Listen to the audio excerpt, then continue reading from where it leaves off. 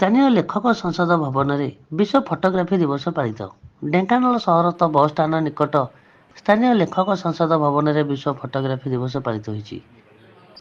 ଏହି କାର୍ଯ୍ୟକ୍ରମରେ ସଦର ଏସ୍ଡିପିଓ ମୁଖ୍ୟ ଅତିଥି ଭାବେ ଯୋଗଦେଇ ଉପସ୍ଥିତ ଫଟୋଗ୍ରାଫର ମାନଙ୍କର କାର୍ଯ୍ୟକୁ ଉତ୍ସାହିତ କରିଥିଲେ। ଅନ୍ୟାନ୍ୟ ଅତିଥିମାନେ ମଧ୍ୟ ଆଜିର ଦିନକୁ ନେଇ ମତ ରଖିଥିଲେ।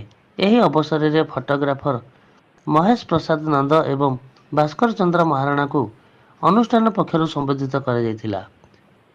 ପ୍ରଥମେ ମୃତ ଫଟୋଗ୍ରାଫରମାନଙ୍କ ମନେ ପକାଇ ଅମର ଆତ୍ମା ସଦ୍ଗତି ପାଇଁ 2 ମିନିଟ୍ ନୀରବ ପ୍ରାର୍ଥନା କରାଯାଇଥିଲା।